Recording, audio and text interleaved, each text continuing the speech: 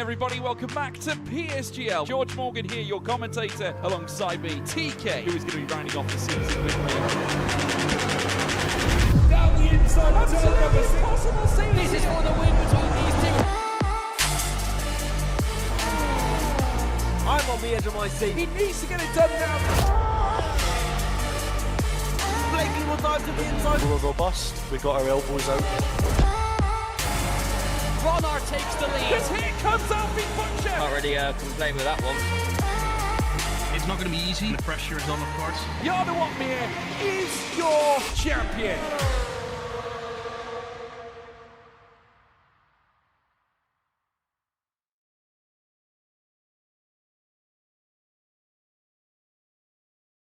Two, one. Good morning, good afternoon, and good evening wherever you are in the world. And welcome back after everybody's had their mince pies, opened their presents, and brought in the new year. We are back here in PSGL for Season 41. 3 more rounds till we end off the season. And who will start their new year off with a bang here in Saudi Arabia. My name is Max Fring. I'll be taking you through all of the action tonight alongside the usual commentary partner. The duo are back in the new year once again. It's Myth Sky. How are you, Myth, on this Thursday evening? Yes, I'm doing quite fine myself, Max. For everyone out there, hope you all had a great holiday indeed and a nice entry into 2026. And as Max mentioned, we have 3 races to go until we find the end of the season, starting that off tonight with round 9 here in Saudi Arabia. We'll have 18 drivers in total, 16 of our regulars and 2 stand-ins. We'll have Sixten Linhard, who's making his first season appearance, replacing Casper Flack, and Rard Sprogas making his second appearance of the season, replacing Avgo Body, who is serving a race ban after that incident in the last race. But before we talk more about that, I don't think there's too much that we can still discuss, Max, because we are already heading into the loading screen. So in about 30 seconds from now, qualifying session will start.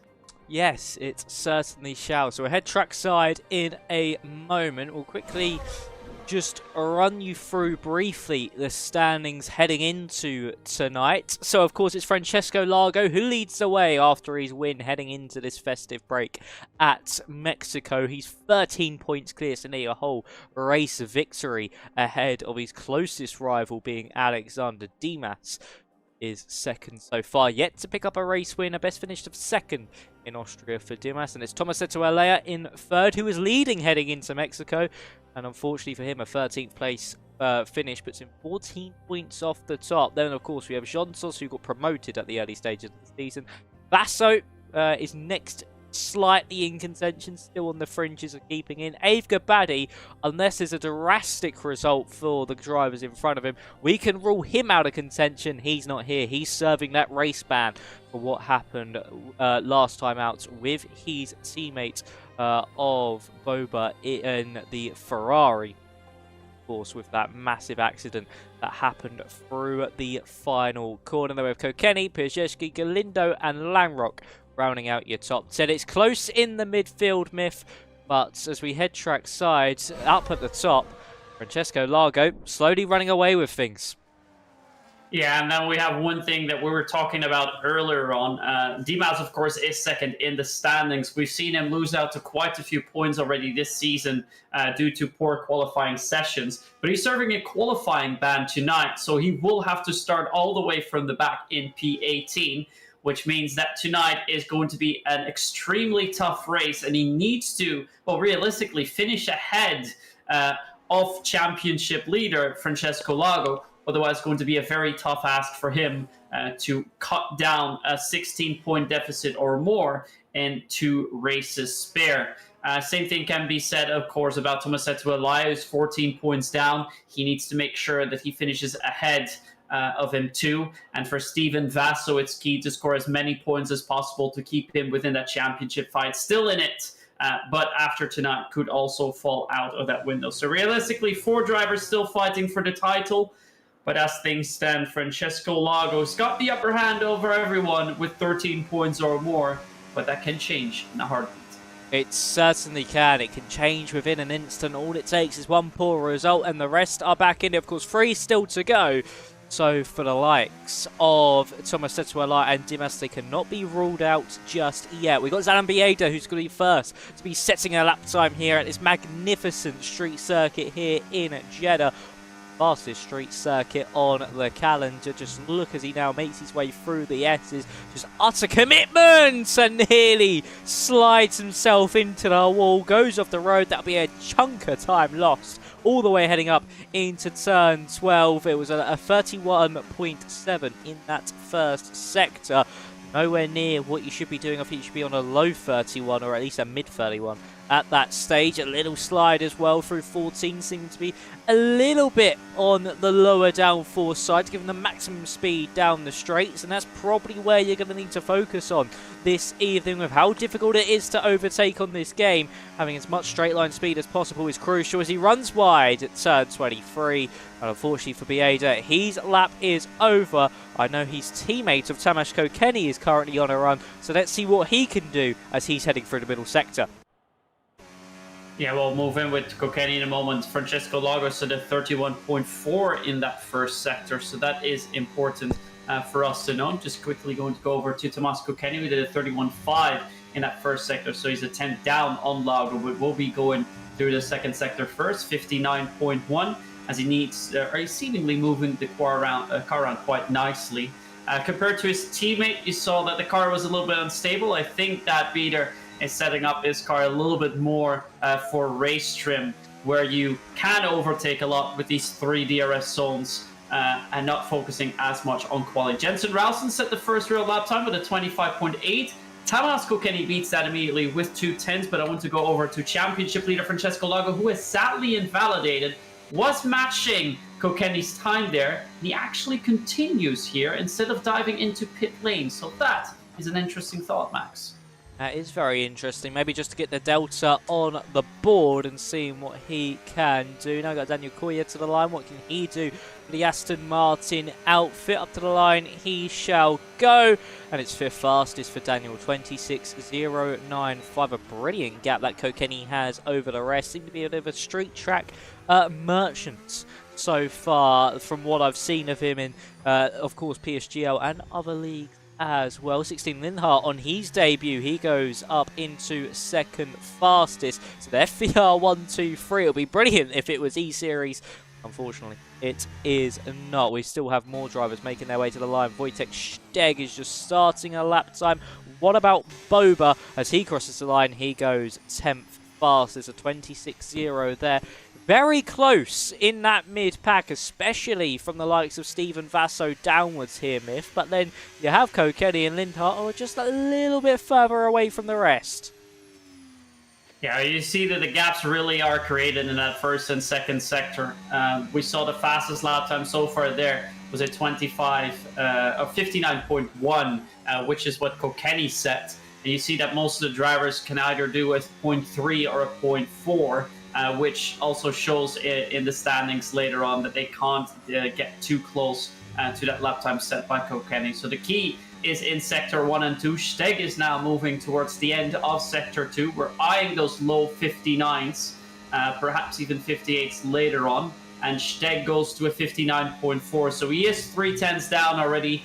Will likely finish about 3/10s down. So a 25.9, 26.0. It's roundabout spots, well, 8 through 10, but I think he's going to slot in nicely between Napadovsky and Boba in P10. But we'll find out now as he makes his way around the final corner. That is turn 27 as he powers it down to the main straight, and he comes home in P11. So 1 spot off there as we had all our drivers had their first runs. A lot of drivers now heading into pit lane. Nobody out yet on a second lap. So I have a bit of a breather before a second out of 3 runs start for tonight. Yeah, Wojtek Steg, of course, at 11th fastest there. Not what he would particularly be looking for, but of course, as you mentioned, there's still plenty of time in this session to go. Of course, with how long we have, the 18-minute short quali format. No eliminations in qualifying unless you have a qualifying ban. It's all just battling out for pole position from the word go all the way to the very end. Ober on the lap. I don't think he is. No, just coming into pit lane. Nobody coming out onto the road just yet. Watch it, I'm going to say that. Somebody is going to elect to dive it out of the pit lane. And as I say, like magic, someone is slowly trundling their way down the pit lane. Is that of Oleg Napadovsky? Yes, it is of Oleg Napadovsky, who currently sits 9th fastest. Last of the drivers on a 1 minute 25.9. But it's just one of those things as a commentator, isn't it? If you say no one's on the road, and somebody decides, you know what, I'm going to ruin that and go out onto the circuit. Yeah, right around this time, it is also the time where drivers are going to get ready for that second run. For Napadovsky, it means that he has a bit more clean air in front of him. I can see more drivers starting to leave pit lane. The only thing that Napadovsky has to watch out for later on is that no drivers are going to impede him when he is on his fast lap. At least for now, the track will be as clear as possibly can be. We have 9 minutes and 30 seconds remaining, so quite a bit of time. Zalan Bieder, Dennis Langrock, Jensen Ralston, and also our current provisional pole sitter, Tomas Kokeni, are out for a lap. But I think we will stay with Napadovsky first until he completes his lap before moving on to the likes of Kokeni and Ralston to see how close they can get to that now pole lap time, or if they can eclipse that. But remember, the times that we're going for, 31.4 in Sector 1 and 59.1 is what you're gunning for in Sector 2. Yeah, we'll be looking at that middle sector time, and that is the real one you need to look at, because Sector 1, you may lose a tenth or two, but you can make that up in the middle sector. You're on par with what Kokeni set in that middle part of the lap. If you nail that final part of that final sector, especially 22 and 23, it's like threading the eye of a needle through that fast left-right chicane. You certainly could see yourself to the very top of the times. So let's see what Napadovsky has in store. It's been a lackluster season for the Mercedes. Man has not been on pace at all, and is looking to try and turn that around heading into the new year. So as we head into that first corner, braking at 100 meters, down to third gear, of that inside apex curve at 1, same with 2, a little wobble on the exit as he floors the throttle as he makes the run all the way up into turn 4. Make sure you don't tap the inside wall there as you then make your way through 5, 6, 7, and then into the S section. Don't ride too much of that outside curve. Easy to spit you out. Same on the exit of 11. Looking at the first sector split here from Napadovsky. What's it going to be? A 31.4. Exactly around about where we said he needs to be in that first part of the lap. And a big moment. Heading out of 12. Car sliding as much as it wants out of the corner. But some good car control from Napadovsky. Keeps it facing the right way as he now makes his way out of 15. Let's see how much that cost him. Through the middle sector, it probably did cost him a tenth or two as he now comes up to that middle sector split. We are looking at 59.3, so yes, it cost him around about a tenth on his lap times. He's only just up on his previous attempt by 13 thousandths of a second. DRS now open as he makes his way up into the final corner. It's going to be all about braking late into here. It eggs you to just go further and further later on the brakes, but you brake at the 100 meters down to 4th gear, nicely hits that apex curb and then up to the line with the DRS, a tight run to the line, and it's going to be 9th fastest. Still no improvement found for Napadovsky, but what is Kokeni doing in the middle sector? He's up by an extra tenth of a second. Yeah, and same as that, Jensen Ralston in the Williams also up by about a tenth. So he's going to get awfully close to that lap time set by Kokeni. For now, it's an LP1-2 as Bieder slots in P2 with a 25.733. But here comes Jensen Ralston. He sets the fastest lap time for now. Massive improvement in that final sector. Kokeni has actually not managed to improve on his lap time as Langrock now moves into P3. But here comes Sixten Linhard as Francesco Lago puts the car in P5. Linhard had already a pretty good first run. His second run's quite a bit better and finds himself in P3. So great work for him so far. But I want to see where Tomasetto Elias. He has a 59.0 in that middle sector. So this could be the golden lap he's watching for it. That is it indeed. It is a provisional pole for Tomasetto Elias. A 125.575. But that middle sector was massive from the Aston Martin driver.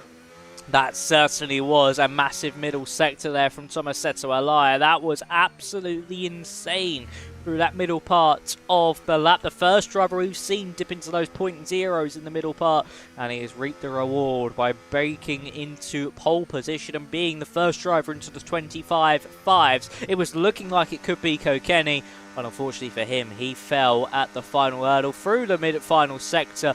Not sure if he made a mistake on the lap time, or he just wasn't able to carry as much momentum as he once was able to. But crucially for Tomasetto Alaya here as well, Myth, it's not only the fact that he's got this provisional pole position, which will give him an extra point, which ties him with Alexander Dimas at the moment, but the fact that Dimas has a quali ban, and so far Francesco Largo's only down in 9th. Looking good for the man who's trying to claw back some crucial points in the championship.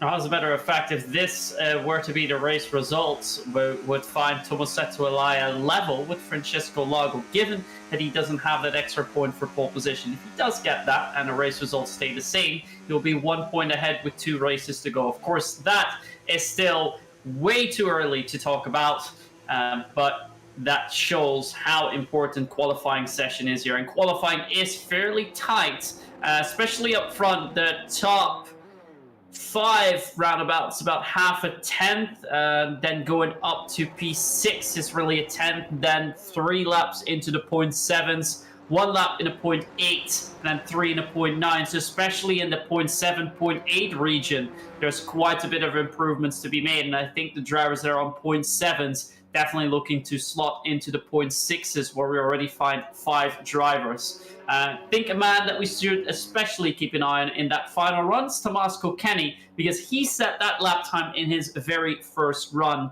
So if anyone can improve, especially with the improving track conditions, it must be him. He perhaps could even be going for a 25.4, albeit being a very high 0.4. Yeah, it still could potentially be on there for Tomás Kokeni. As you can see, the top 9 separated by just under 0.2 of a second. It is oh so close out there in the field, and around a circuit like Saudi Arabia, you can easily find that time. All it takes is potentially running a little bit of a different line, braking a tiny bit later, slowly make up those milliseconds on your lap. But with 3 minutes to go, you can hear the engines revving in the pit lane. Drivers are making their way out onto the road, and the first driver out on the track, closely followed by Zalan Bieza, is your championship leader, Francesco Largo. And on a game where qualifying is oh so important compared to what it was, you could say, maybe 12 months ago if we were at this stage on F1 24. This is a very crucial lap here, Myth, for Francesco Largo. He wants any chance of at least keeping the championship lead here tonight. Yeah, he needs to improve by about 2/10. 2/10 would put him on provisional pole, given that the other drivers don't improve. I do think we'll see a couple of improvements up on the top, but realistically for Largo to have a good quali and to score some decent points in the race, we'll need to improve by about 2/10 and dive into the 0.5s or the low 0.6s if he really wants to make a good showing there. In the meantime, everyone is out there. I believe Tomasetto Alaya is the last one out on track. If not, then it is his teammate Daniel Kaya. Of course, Dimas and Whitler are in pit lane. Both, well, Dimas serving a quali ban. For Whitler, I'm not sure, but I think it's the same thing. But our main eyes will be on Francesco Largo, who we're watching right now. For quali, Tomás Kokeni as well, but for the race and later on, Tomasetto Alaya, Dimas later on too. And I am looking for Steven Vasso, we currently find in P10, also still in the Championship 5. But here we go then. Let's move on board too with Francesco Largo for his final run around the Jeddah Corniche Street Circuit. What do you have in store for us today here, Francesco? Are you going to pull out a lap of all laps, or are you just going to fall short and potentially open the door up for Tomasetto Alaya to claw back the championship points? Let's have a look as he makes his way through the first sector. Maybe taking a bit too much curb there, just maybe rode it a bit too much through 5. through 9 and then into 10 and 11. A little bit of a wobble through there. Just shows how much he's pushing the aerodynamics and the grip of the car. But he is up by a 10th of a second in that first sector. It's still not enough to beat Elia for now, but it's still a good improvement. It's something to work off through this middle sector. And is he going to find any more time through the middle of the lap? He struggled here at the early stage of the session through 14 and 15, but he's got it through nicely there. A little tap on the wall on exit, but that won't hurt him too much. DRS now open as we make our way through turns 20 and 21 down the straight and through the middle sector split. He's on a 59.0 as well. We could see him just about pip Tomasetto Elia at the death, but we will still wait a response from the Aston Martin man. Here comes Francesco Largo up into the final corner. Can he keep composure? Can he keep it clean? Yes, he can. A small tap on a wall, but once again won't affect his momentum. And up to the line comes Francesco Largo. Can he snatch pole away? No, he just falls short. It's second place on the grid for now, but what are the others doing? Kokeni's up by 10th and a half in the middle sector. Is he going to be able to absolutely snatch pole and steam away from the rest? He can. Lost time in the final sector, and all eyes will really be on Elia to see what he can do, but it will be the last one across the line. And in the meantime, Gallané is up by a 10th and a half in that middle sector, finds himself in P5 for now. He's already had some great quali runs all the way throughout, but can he hit the top of the timing boards and get past Tomas Kokeni? Rowson, meanwhile, slotted into P2. Boba's in P3 for now, but here comes Jeremy Gallané. Can he snatch away pole position? He cannot. He is sadly in P3. Tomasetto Elia, then he's down by a 10th in that middle sector, so it looks like he is not improving at all and will stay in a P5. Will stay ahead of Francesco Largo, but down the line he goes, and indeed no improvement for him. That's a P5. Valentino Labella is the last one out there, but he's not going for an improvement. So it's Tomas Kokeni who takes pole position here, and for our championship competitors, Elia is in P5. Francesco Largo, P6. Steven Vasso in P11. And Alexander Dimas, who had served their quali ban, P17. That is an insane end to qualifying. We said keep an eye on Kokeni, and he did find the time he needed to just snatch pole position away from the chasing pack behind. But for Tomasetto Elia, I think he misses out on a big, crucial point in the championship, and he's only just in front of Francesco Largo. It's not even like he's got cars in between him and Largo. So it does just potentially, a little bit further away than what he would have hoped for this championship fight. But we can't get the results up because for some reason it has decided to put us on a black screen. I'll run you through those in a minute, but while we talk about the circuit, while we quickly wait for the drivers to load into the race, well, here we are then at the Jeddah Corniche Street Circuit, 6.174 kilometers. It has, of course, 27 turns, the most corners on the F1 calendar. Recently added to the calendar in 2021. It's 3.836 miles with, of course, 3 DRS zones as well down the main straight, down between turns 15, 16 and 17, down to 22, and of course down that final long curving straight where we find corner 25 and 26. Plenty of overtaking opportunities around this track as well, down into turn 1, up into turn 27, through turn 12 as well. You can potentially throw a lunge 22 and also 15 as well. So plenty of opportunities for these drivers to come through tonight. Head back trackside. It is dry. Quickly run you through your grid order. As we have, of course, Kokeni, Rosen, Gallané, Boba, Elia, Francesco, Lindhart, Basler, Langrock, Bieda, Vasso, Steg, Napadowski, Sprogis, Koya, Labella, and of course Dimas and Vidler rounding out your field. Myth, this should be an exciting one. Saudi never fails to deliver, and we're about to get underway. Yeah, with 3, 4, and 5 red lights.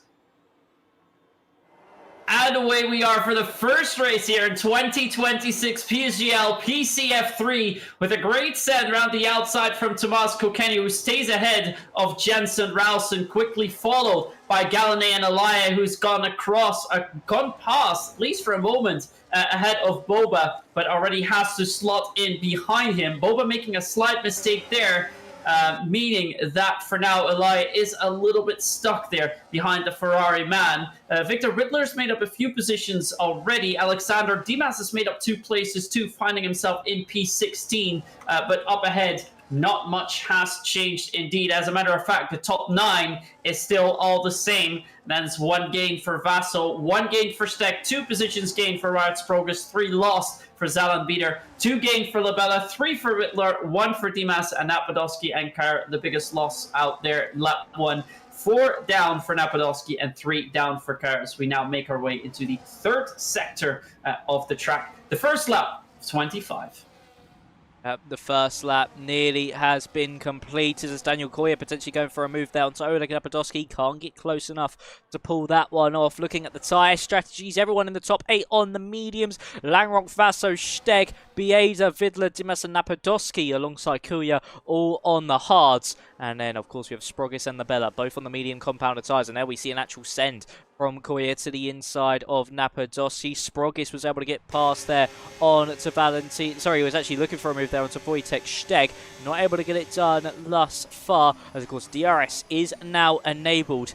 And in these early laps, when drivers want to make their way up through the field before they start to save here, Myth, potentially start to see some action on this second tour of the circuit and the second lap of the year.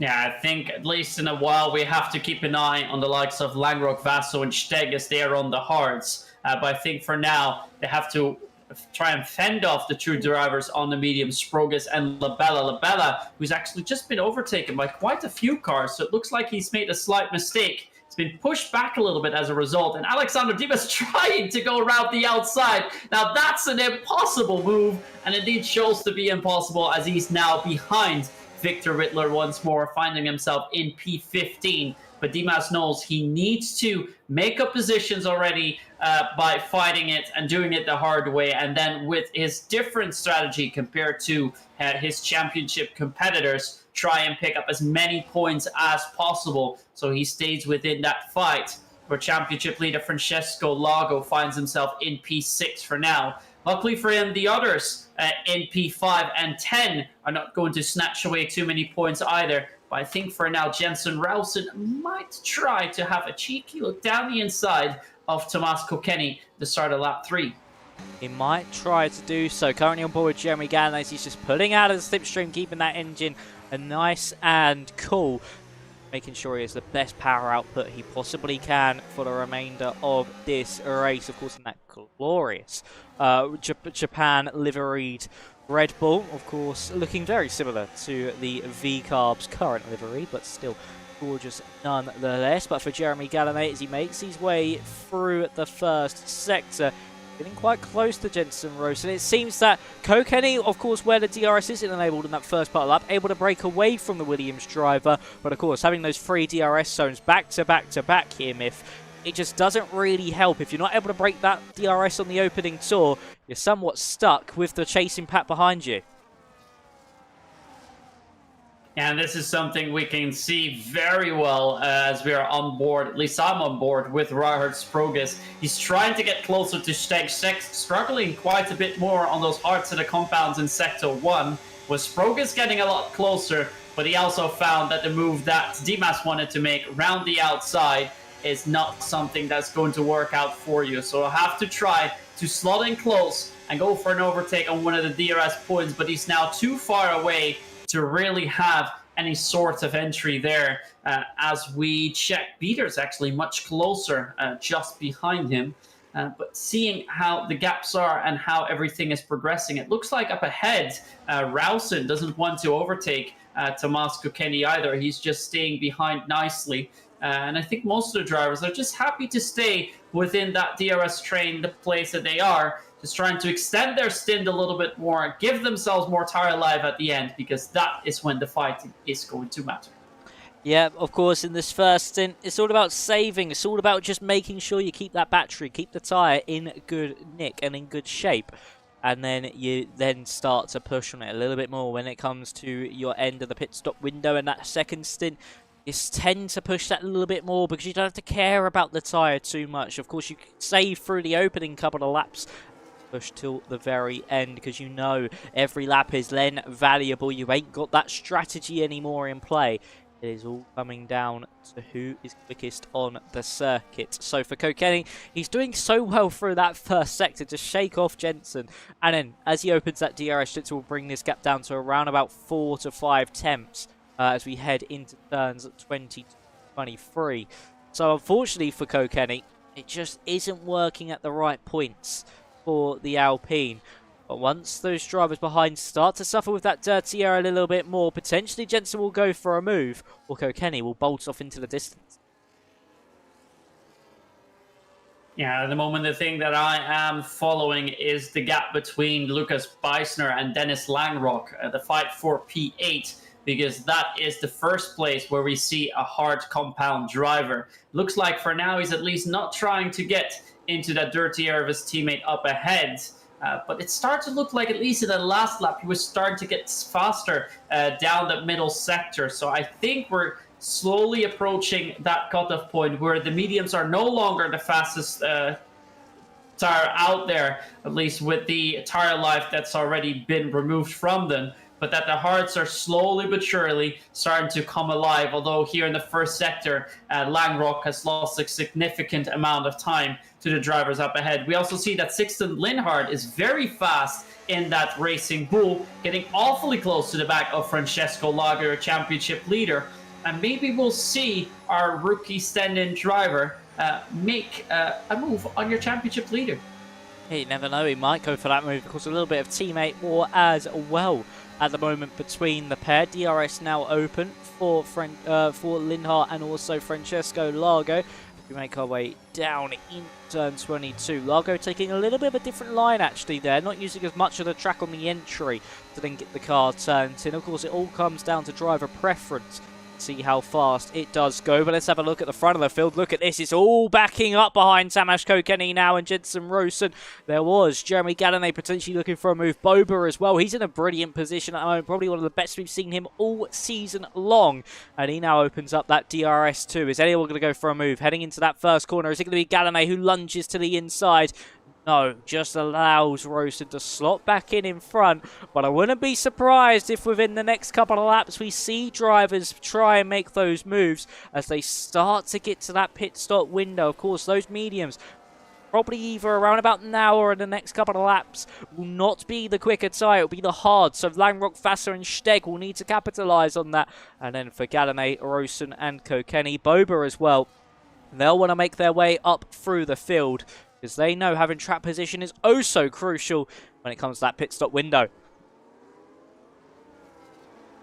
Yeah, so for the pit stops, of course, there'll be a couple of laps out before we're going to see our first drivers come in. But we're already starting to see a couple of drivers getting a little bit more aggressive, trying to get closer to the drivers up ahead and looking to see where overtakes can be made. We had a bit of a closer call for that in the previous lap heading towards the start-finish straight. But for now, at least here, we're not seeing that. But Gallonay's made a slight mistake there.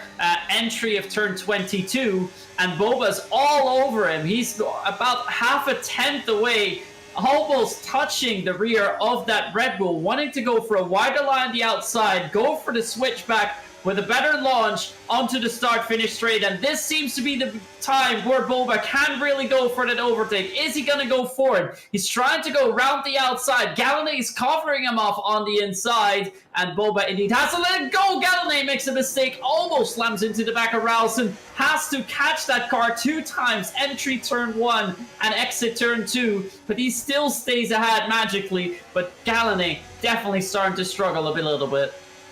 I reckon Gallonay might need a new change of underwear after that one, because he nearly took himself and Jensen out of the race entirely. Nearly slammed straight into the back of the Williams, but luckily was just able to avoid it, locked the car down, and was able to just by millimetres stay behind the Williams and not make any contact with that rear diffuser. And for Boba, he tried as much as he could to make that mistake happen, and even tried to get the move done. Unfortunately, just wasn't able to at the time of the attempt heading down into turn 1. It's now allowed Somerset to Ally to get all over the back of Boba, so we could see a move here from the Aston Martin driver on the course of this, that potentially into turn 27. Of course, you don't want to send a lunge into here at this stage, because that could end in tears through turn 22. A little bit of a poor exit. It seems Boba very, very strong indeed out of turn 22 and 23. Seems to get a mighty launch down up into turn 27. Just can't get close enough this time around to Gallané. Well, that Ferrari, especially if he has that lead on the final lap here, Myth, he's going to be a very, very tricky car to overtake if they do want to try and get that DRS move done. Yes, indeed. And we also saw that Elia was so incredibly close in the entry of turn 22. And because he was so close, that dirty air did take over a little bit. That cost them a little bit more time than he would have liked. So being too close there means pretty much that you're going to ruin any overtaking opportunities around the backstretch and, of course, that main straight. So we'll have to start and find his gears for that once more. Sixten Linhart in the moment is getting within about 2/10 of Francesco Lago in P6. He's getting awfully close there with a good launch, now diving into the long left-hander. He's actually getting a great grip here as he stays awfully close to the back of his teammates. Slight tap even, it seems like, before they go right, left once more for their first DRS zone of this lap. So he will have to stay behind, at least for now. Bison are behind 6/10, so a Langrock hasn't been able to go for any overtaking moves either. But I feel that Linhart is doing a pretty good job in his first appearance here in F3. 7th place so far, but I think, Max, he is destined for more tonight. Yeah, he certainly is. He's looking oh so menacing at the moment, is Linhart. He's just managing at the moment behind his teammate, but he certainly has some really strong pace in that car, as he actually wanted to dive into the pit lane there. I think he backed out of it at the last minute, but Boba came into pit lane. I'm not sure if Linhart wanted to follow or not, but that was really confusing there. He committed to the entry line, so I think that could be a penalty coming the way of 16 Linhart. Talking about how strong his race has been so far here, Myth, and he might have just thrown it all away for that one silly mistake, maybe coming in a lap too soon or expecting more to follow. And that's something that we're going to hear more about after the race, and of course when the results are going to be finalized over the next couple of days. But for now, the eye is on the top couple drivers because they know they need to start sending it. Boba has made that pit stop. He's now in the hards. He's closing in already a bit on the drivers behind. Of course, that train is about 9.5 seconds away, at least for now. But Kokeni and Ralston know they need to come in likely now or concede a position to Boba and overtake him later on.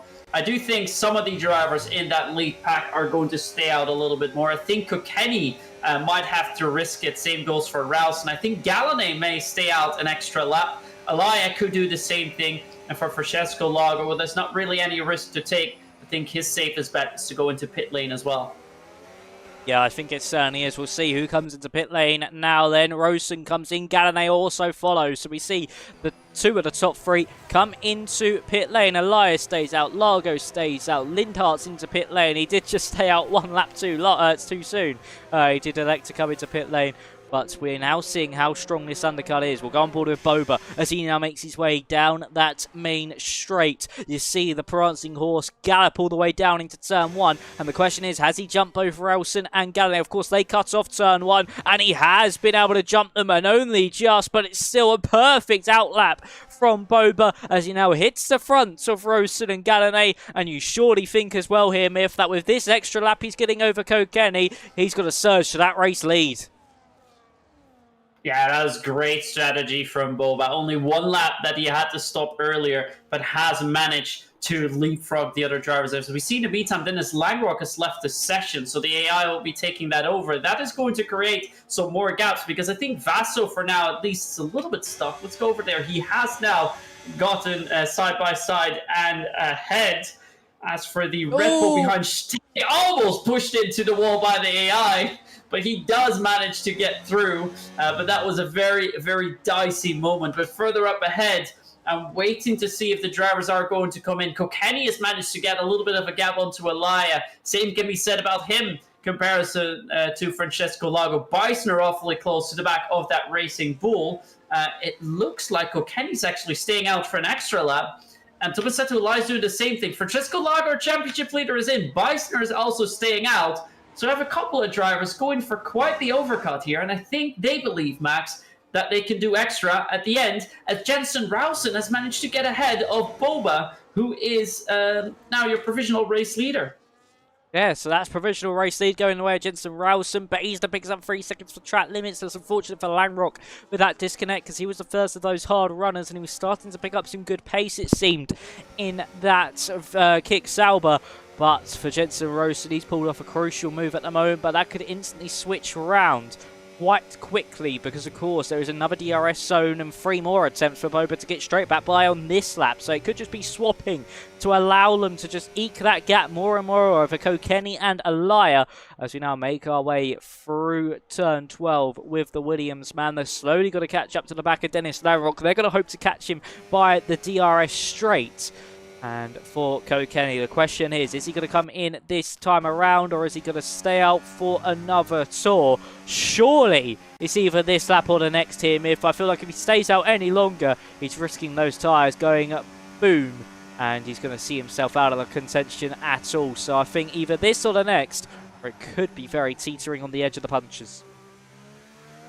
Yeah, and a risky thing here as well. If he's going to make the pit stop now, I think he's going to come out right around the spot of 6th and Linhart. I think he will be slightly behind, which means that he would be a net P5 in the race, whereas before the pit stop sequence, of course, he was in P1. Elia and Beisner have still decided to continue, so it's only Kokeni at this lap, as I believe I saw a penalty come in and then some fastest lap being said. But there we go. There is Francesco Lago too. I think Kokeni at least stays ahead of him. Yeah, only just indeed slots in behind nicely between Linhart and Francesco Lago. But now Kokeni has to cut down on that gap, get close enough to Langrock. Actually, they've gone for an overtake already on Dennis Langrock, who's on 11-lap old hearts. Look at that overspeed. He has actually gone for an overtake in Sector 1. That's madness from Kokeni. He is 1.6 away as Lago now also overtakes him. But they need to catch up with Linhart as soon as possible, because also Linhart has fallen outside the 1 second window. But they need to stay within that same DRS train. Otherwise, it's going to be very tough to make overtakes later on in the race. It certainly will be. Have we just seen these drivers break away when they need to? Lanrock is back, but the damage is already done, unfortunately, for the Kick Salbers. He will be hoping for a safety car a little bit later on. And we shall see now if Elia comes into pit lane. Rosen getting very close to Labella. Is he going to be able to catch up to Labella by the time he comes into pit lane? Here comes Elia and Beisner into the pits. So we'll see where they come out in relation. Of course, the Francesco Lago. That's the crucial one for Tomasetto Elia. The one he needs to stay ahead of. What about Labella? He's into pit lane. So Rosen's first target, who's currently on the hards at the moment, will be Daniel Coyer. That gap 2.7 seconds. So he's probably at the moment here, Miff, hoping to hold on, these hard runners to come into the pit lane around about lap 15, just as I expect him to catch up to the back of them, so he's a clear track ahead and he doesn't lose any time making his way through those slower hard runners. Yeah, but look at that. He stopped 2 laps later than Francesco Lago. He's 5 seconds behind Lago. And keep in mind, he was ahead of Francesco Lago before that pit stop sequence, so he's lost an awful lot of time. And I wonder, Max, if he's lost too much time there, trying to stay out a little bit too long. For Kokeni, it doesn't look too bad just yet, as he's within DRS window of Linhart, who instead does not have that same gap to Jeremy Gallané up ahead. So I think we're going to see Kokeni fly by and breeze by in a moment's notice. There is DRS just now. Is he already going to go for a move? No, he just stays behind entry of 22. That was a clever move from Kilkenny, and now he needs to play it nice because he's going to get DRS here. Is he going to fly by or wait a little bit and get the DRS on the straight? Looks like he already wants to have it, but he will be too far away, at least on main straight, to get back onto Gallané. But we have our gaps now. Jensen Rowson is your provisional race leader. He's ahead of Boba in P2. Gallané awfully close to the back of that Ferrari. That's a 1.6 second gap towards Tomas Kilkenny before we find Linhart and Francesco Lago within that same train. And then it's a 4.7 second gap to Tomasetto Alaya, who I believe has just overdone it, staying out a little bit too long. Yeah, I think he has just stayed out a little bit too far. So the main thing for him is he needs to hunt down Francesco Lago. He needs to hunt down Francesco Lago and get the overtake done. Even if that's the only driver he overtakes, it'll be absolutely crucial for the championship because, of course, then he stays within a race victory and it just strengthens his chances heading into next week's race.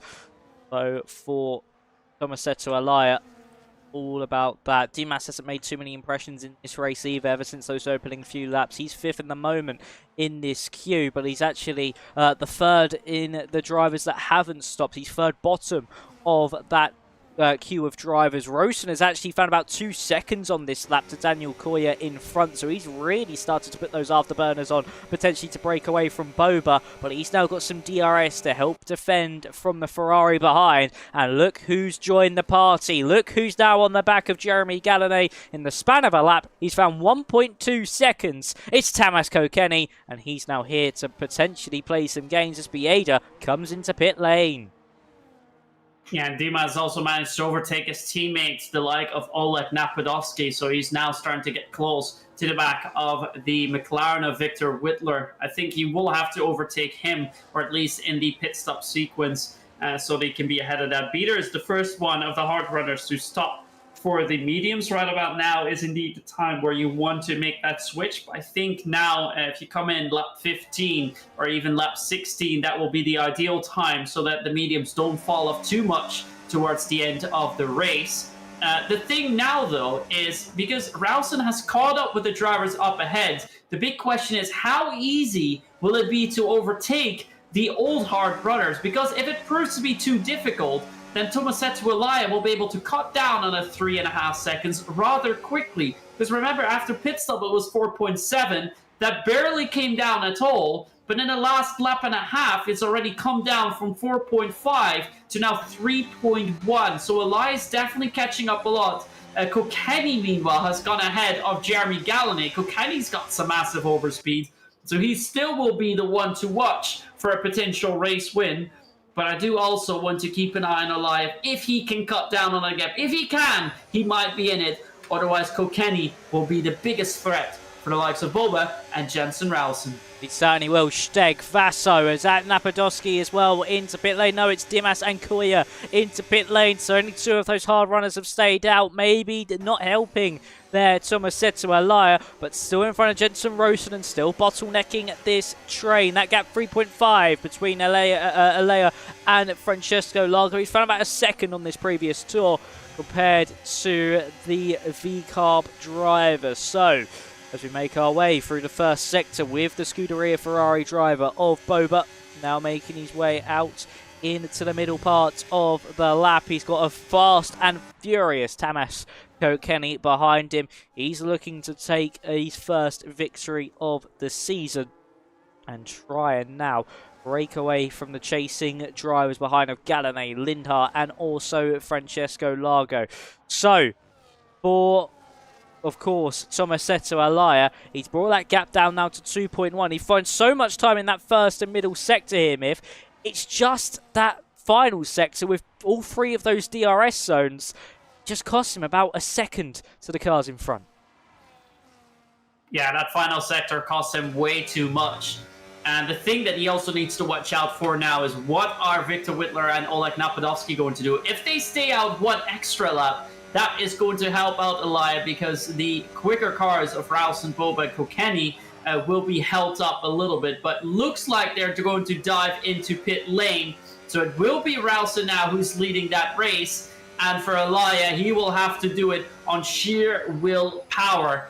On the other hand, Wojtek Steg is 2.5 seconds down on Sprogis, who in turn is about 2 seconds down on the drivers up ahead. So we might see the likes of Steg and Vaso catch up to the back of the grid and give the hard runners a run for their money. So I think they will be more to watch out for than Elia. I think Elia, strategy-wise, hasn't done it well here. Was ahead in quali comparison to Francesco Lago, now finds himself behind your championship leader. And for Lago, despite him being in P6, there's no championship competitor ahead of him.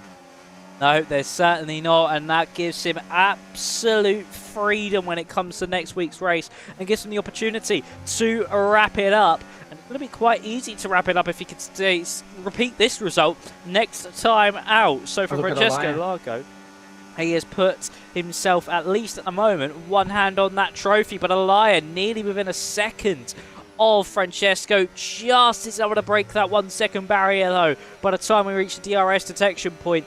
And he's just going to hemorrhage some time now down this back straight, as Lago will have that DRS. He's actually not hemorrhaged too much. Still just going to be without it, I think, as he gets out of the corner. It's 9 seconds. He might have just picked it up. Let's have a look down this back straight. Has Elia got DRS? He does. That's crucial now for the race. Not only the race, but for the championship as well. Yeah, that means that Elia is now back within that fight. Steg has managed to leapfrog Reinhard Sprogis. So that gap now 3 seconds before he catches up with the hard runners. And also for Vaso, it's key that he gets past Sprogis as soon as possible so he can mix himself in that fight. But he's now stuck behind the slower Ferrari and in hands of Sprogis, of course, on the older hard tires. Almost that moment there for Vaso, and that means that he will stay behind the Ferrari for now, just outside of points, but will break into the points shortly. But I'm curious to see how fast Steg is going to be towards the end of the race, and also Tomasetto Elia, who are, of course, on fresher tires. Same can be said about Tomasko Kenny. So where we thought he might have stayed out a little bit too long, I think Kokeni has done so right around the edge of what was possible, going around the outside into the inside of 22, and he gets back onto Boba, finding himself in P2 once more. Yeah, Kokeni really flying his way up now through the order, as we see him now all at the back of Jensen Rosen. If he gets by, is he going to shoot off into the distance? Of course, still with around about 7 laps to go in this Grand Prix. And for Tamas Kokeni, he's opened up that DRS down the main straight. We saw Boba at one point really close up to the back of Jensen Rosen. By the time we hit the braking zone, just not close enough this time around from Tamas Kokeni.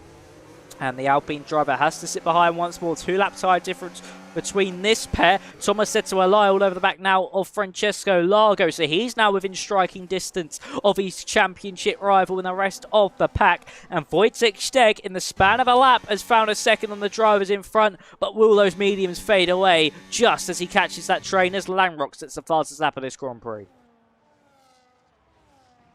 Yeah, he has to get down that gap in the next 1 or 2 laps, realistically, if he wants to have any chance at fighting with the drivers up ahead. But we see how much time they gain in the non-DRS zones. It was 2.2. It's now 1.4 as we're approaching the end of that second sector. So indeed, come by next lap, we might see Steg within the DRS window of Lucas Beisner. Beisner, who also has a time penalty to his name. I believe that is a 3-second time penalty indeed for track limits, as Elia is now all over the back of Francesco Lago, already trying to go side by side as they head into the DRS zone. He's almost into the back of that Racing Bulls. Dimas picks up a 3-second time penalty for track limits.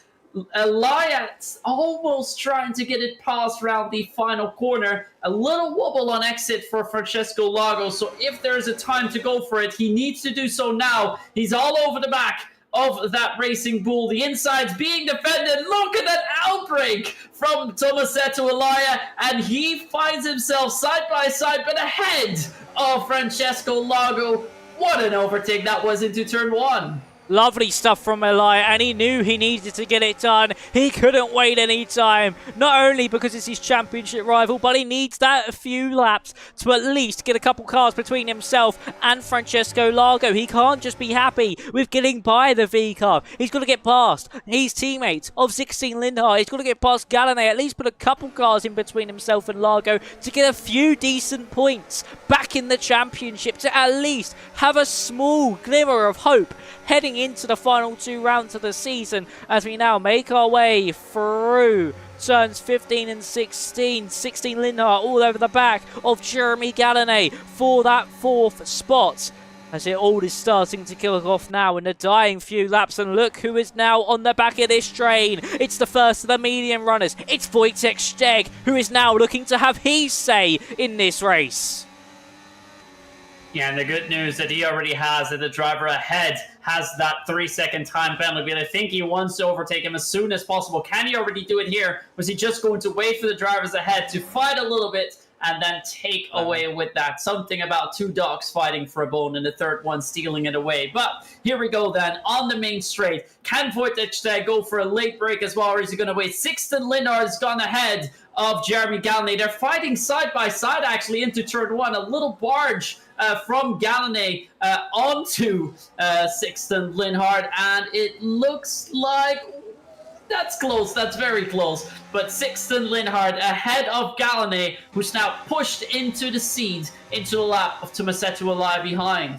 It certainly has, and Gallané's strong race potentially just unravelling itself in the dying few laps, as now here comes Tomasetto Eli. Will he look to the inside? You bet he will! It was very late dart to the inside line, nearly some contact between the Aston Martin and Red Bull, but he sees himself through into 5th place, and that now puts Gallané into the clutches of Francesco Largo, who looked to the outside of 15, but just wasn't close enough to get that one done, and was probably too afraid to risk it, because he knows he can't afford to crash out of this race. He needs every point he can. Steg still over the back of Lucas Beisner. He could still potentially play a part in this championship picture too, even though he's not in championship contention, because he could still, even if Largo gets past Gallané, get past the pair of them, as here he comes down Lucas Beisner, also just in front of them. There's Largo looking around the outside. Elia has got past onto 16 Lindhart. He's now up into 4th. Is it 6th place for Largo? Yes, it is. So it's back to 1 car between the pair of them, as here comes Wojtek Steg.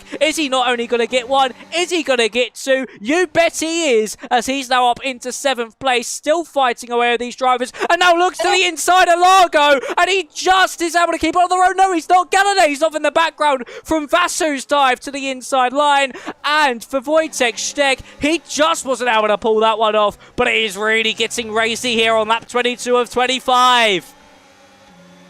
That seemed to be an almost desperate send from Wojtek Steg, braking just a little bit too late, and he almost collected Francesco Largo as a result of it, but still finds himself within 4/10 out on the track in 7th place for now too, so that's not too bad at all for the Red Bull man, still looking to get some extra positions. Tomasetto Eli, meanwhile, has gone ahead of Sixten Lindhart too, so he's trying to ease off Lindhart and get past Boba for a podium place here, and it looks very much to be on the cards for Elia. I think Kokeni is just trying to lie and wait to make a last lap move onto Jensen Rausen, but we have things kicking off all the way across the field, and I wonder first if Steg is trying to make any moves here onto Francesco Largo, or if he will have to wait a little bit more. I think he's trying to claw at least a little bit closer into the final corner,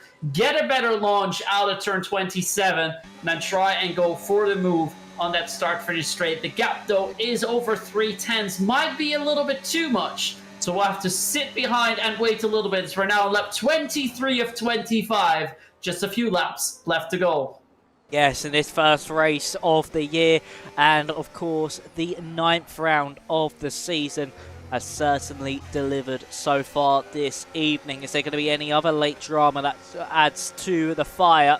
As Dimas is last. Alexander Dimas is last in the field. He had a qualifying ban after a fortunate quali block after he retired his car in Mexico.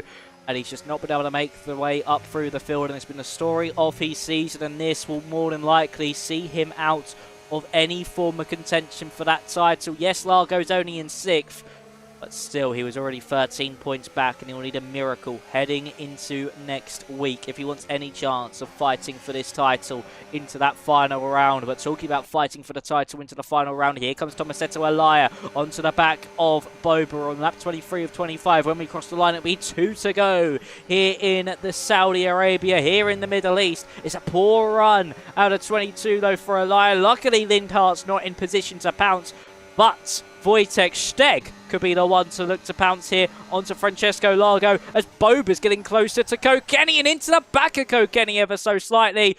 And look how much it's bottlenecking behind the Williams car. Oh, and it was a little bit of contact with Wojtek Steg onto Francesco Largo. Went for a late dive on the inside, so Largo had to give him some space. Wants to go down the inside of turn 1 now, late braking, and he's gotten past championship leader Largo, demoting him back into P7. For Steg, though, it's going to be also tough to try and gain more positions here, but up ahead, it's starting to kick off now. 2 10s between Kokeni, 3 to Boba, 2 to Elia, 3 to Sixten Linhart. It will be 5, maybe even 6 drivers fighting for that race win. And this is the lap where you want to position yourself in nicely so you can go for the overtake onto the race leader in that final lap. But this is where the key moments are starting to appear. Elia needs to get past Boba as quickly as possible. Before the end of the lap, he needs to be ahead if he wants to have any say in a fight between Kokeni and Ralston. Kokeni is just preparing. Ralston is trying to get away. He's actually on the verge of getting over a second ahead of Kokeni. The gap was up to 9 tenths, but now Kokeni is starting to bring it down a little bit more with the DRS coming in too. So he's now starting to position himself. Let's actually go to Tomas Kokeni because he knows the moment where he probably needs to do it is either into turn 1 or later on into turn 27. Let's see what he does. I think he wants to do it in turn 1. He's getting himself behind that Williams of Jensen Ralston nicely. The gap is 3 tenths. Here he goes then. He's using all of the energy available to him. And he sees up ahead. Actually, he's starting to save a little bit of energy and already soars past into turn 1. Ralston wants to defend, but Kokeni is up ahead. And he's got half a battery left to defend. This is going to be absolutely crucial stuff. Rosen will need to stick with Kokeni for the rest of the lap, or he'll unfortunately just see his first victory of the season fall from his grasp. It's Bella. I think he's gone round, unfortunately, somewhere on the road, and it's down at turn 5, so Bella has gone round. Largo got overtaken by Steven Vasso. We saw side by side between the McLaren and the V-Carb heading through the final couple of corners as we now head back to the front through of the field. The front battle, the battle for the race victory. It's Rosen versus Kokeni. I don't think Elia will be able to get past Boba, but this is what we're all waiting for. 2 DRS zones. That will be at Rosen's display heading into corners. He'll have a short burst as well, heading down that main straight. Is it going to be enough to snatch it away from Tomasz Kokeni? Look how much he gained on that short straight, but he's hit the wall on the inside of 22, and that might just cost him dearly. And Elia's all over the back of Boba. It's DRS open for Rosen. DRS open for Elia, who's looking to the outside line. It's crucial for the title. He makes his way up into 3rd place. He might have just made his title fight that little bit easier. It's DRS open for a pair of them up in the front, but it's going to be Hungarian who took pole position. He'll convert it into his first race victory of the season. Tomasz Kokeni wins here in Saudi Arabia from Jensen Rosen in 2nd, and for Tomasetto Elia, he fights back against Francesco Largo. He keeps swinging and keeps his championship hopes alive as we head into next week with Tomasetto Elia in 3rd and Largo down in 8th. The title fight is a lot closer than anyone would have imagined coming into this evening. Indeed, and it looks like with that, he's going to cut that lead down in half. It was 14 points separating the two after this race. It will be 7 points between Largo and Elia with 2 races still to go. Dimas is not going to score any points. Will be 16 points behind now with 2 races left to go. Vasso will pick up a few points, but that gap is still going to be about 24 points. So it'll be also tough for him. Kokeni does pick up a lot of points here tonight. actually, he picks up 13 extra points onto Lago. He's now 27 points down, and he's still within that championship fight. Avgo Body, well, realistically still in it. Well, realistically, mathematically still in it. But Kilkenny has managed to get past Avgo Body in the standings. Lago will still be your championship leader. But those will not be the drivers that we'll be hearing from tonight, Max. Elia has gone on to the podium, so great work by him. Rowson, he is going to be happy with that second place, his first podium of the season. But for Tomas Kilkenny, not just his first podium, but his first race win of the season. Yeah, absolutely lovely stuff there from Tamas Kilkenny. I was going to quickly run you through your order, but the game took us away. So let's head back to mine and lovely faces. But yeah, for Tamas Kilkenny, a brilliant result there. Same for Elia. I mean, 7 points back heading into 2 rounds to go. The championship is well and truly back on. That can easily be cut down over the next 2 rounds. So for Tomasetto, he's still giving himself a fighting chance. Yes, it's Largo with the upper hand, but the fighting talk is certainly coming from the Italian, who is now looking to bounce back after that tricky Mexican Grand Prix. Certainly has found his voice once again. Yeah, the good thing for Elia as well now, with this third place, he's now got the same amount of podiums as Francesco Lago. They share both a race win, but he's got 2 second places compared to the 3 second places that Lago has. So if they don't pick up any more podiums and they go sorry, to the end of the season on equal points, then Elia will get the title based on having higher scored podium positions, if I'm not mistaken. So this podium could prove to be very important later down the line.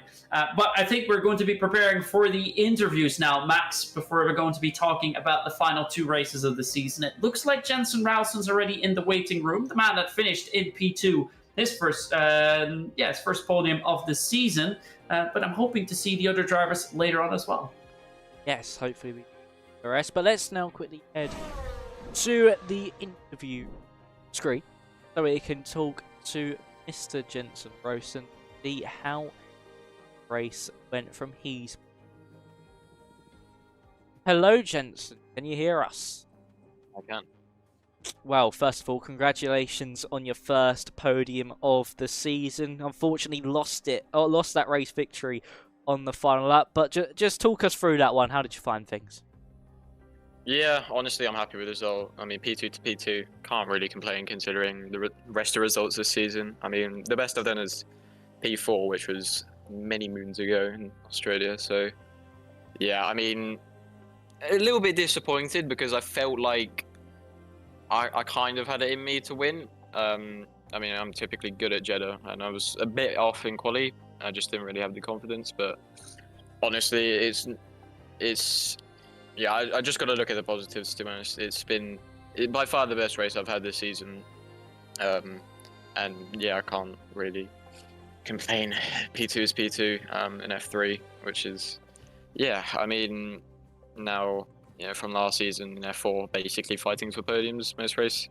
And yeah, my goal this season was basically to be mid-pack, and I've kind of got that already. And yeah, just to kind of add a podium to that goal. It's kind of, yeah, going a bit beyond it. So I'm really happy, to be honest. Of course, yeah, could have been a bit better, but I can't complain. It's, yeah, good stuff. Yeah, it's first podium for you, and of course, as you mentioned, it's been a bit of a tricky season finding your feet in the division. Does this give you a good boost of momentum, maybe good morale boost as well heading into those final 2 rounds? Yeah, I think so. I mean, the last 2 tracks are also quite good tracks for me. I won F4 Brazil, Abu Dhabi, typically a good track for me. So yeah, I'm fairly confident for those 2. It's a similar thing. It might be a similar thing with like F4 because basically after Hungary, where I got pole and finally, you know, had a decent.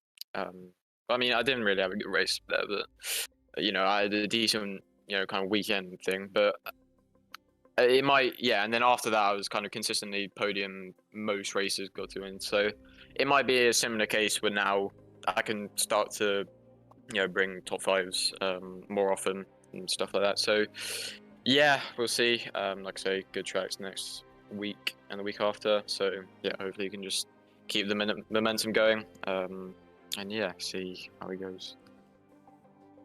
Hopefully that momentum does pick up and you are able to get consistent top fives or podiums throughout the next few weeks. Of course, talking about that race as well, there was a few hairy moments within that one. There was a few times where Kokeni was looking like he wanted to stay behind but was forced into a move by the cars behind him.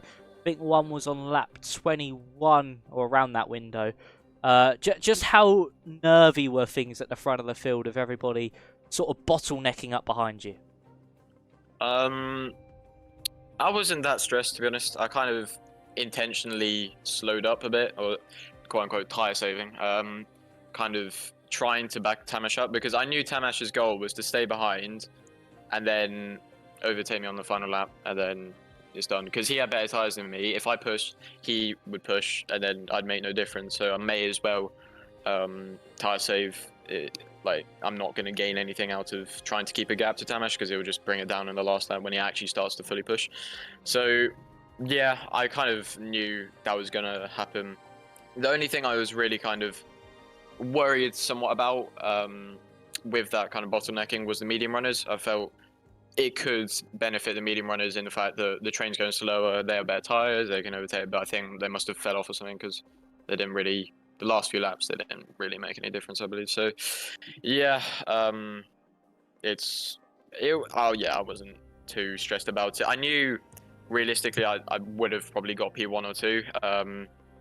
I wasn't, yeah, it was like I knew it was going to be one of those unless I completely bend it. So yeah, there wasn't too much stress, and I wasn't really thinking about it too. I'll just drive. If Tamash makes a mistake, great, I can try and push and win. If he doesn't, then it is what it is. P2, still a good result. So yeah, it was good. Very good from yourself. Well, Myth, do you have any questions for Jensen?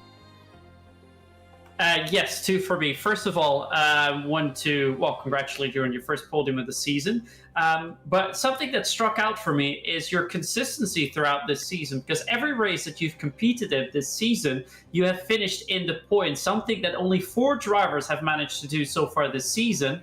And the other drivers have managed to do so, Jantos, Dimas, and Lago. Jantos, of course, promoted. The other 2 fighting for the championship. So are you happy with your consistency this season? Because it's been quite good. Yeah, definitely. I thought the results would be more track dependent this season, considering it's a higher tier. It's more difficult. So I thought it'd be more track dependent, but the consistency has been there this season, similar to last season. Again, in that kind of runner form I had in the last half, where I was scoring podiums every race this season, basically scoring points every race. So yeah, I mean, I think the consistency's there. It's just, I mean, as much as it's like fun to point out to others, but I feel like I have been screwed over by bad luck a few races this season. Either taking out wheel issues, game issues, whatever. It's not been easy, but I think the pace generally has been there. It's just I haven't been overly lucky this season. It is what it is. Just haven't really been able to, like, I feel like most races I've been able to fight, well, I had the pace to like 7th, 6th, 5th kind of region, but bad luck, then I'm fine P9, 10. So at least the consistency is there. It lays good bases for next season, I guess, to kind of build upon. I've already got it for most tracks. It's just about building that pace, I guess. So yeah, all good. I mean, I think generally fairly consistent. So yeah, all good. Yeah, now with this second place, you're going to move from 19 points to 31. You were 14th in the standings. You're going to go up into P8 of the standings, so making quite a big leap. What was your goal prior to the season, where you'd like to end up in the championship? Well, I mean, relatively mid-pack, so probably somewhere between like P10 to P15. Just, yeah, being like lower points most races, which was, yeah, I've been this season. So, yeah, I think if I get top 10, I'd genuinely be really happy, because I think a top 10 in F3 would be much better in F2. That's progress. Much better than P2 in F4, sorry. Yeah, so that's... yeah, it's an improvement, which is exactly what we want. So as long as I'm making consistent improvements every season, yeah. So if I manage to finish like top 8, that would be amazing. And then yeah, maybe next season go a little bit further. I have exams coming up this year as well, so it's not going to be easy to continue keeping this improvement. It might pause a little bit, but you know, it's just about, like I say, building pace. Like, you know, the consistency is already there, so I just need to, you know, keep grinding, keep improving the pace, because yeah, everything else is there. I think it's just pace for most tracks that needs that edge, basically. All right. Thank you so much. That rounds off the questions from my end. Well, congratulations, Jensen. Hopefully this does bring you into some good form and some good momentum for the end of the season. And yeah, hopefully you achieve your goal of a top 10 finish in the standings. Yeah, thank you guys. Well, that was Jensen's point of view of things, and unfortunately will not get Tomasetto Alaya or Tamash O'Kenny point of view, because they are not able this evening.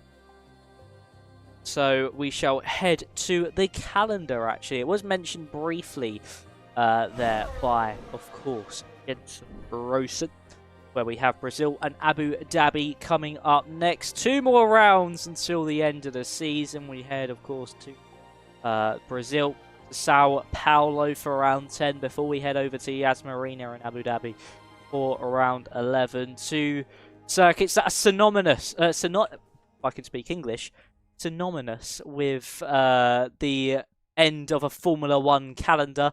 How excited are you for these final 2 rounds, Smith?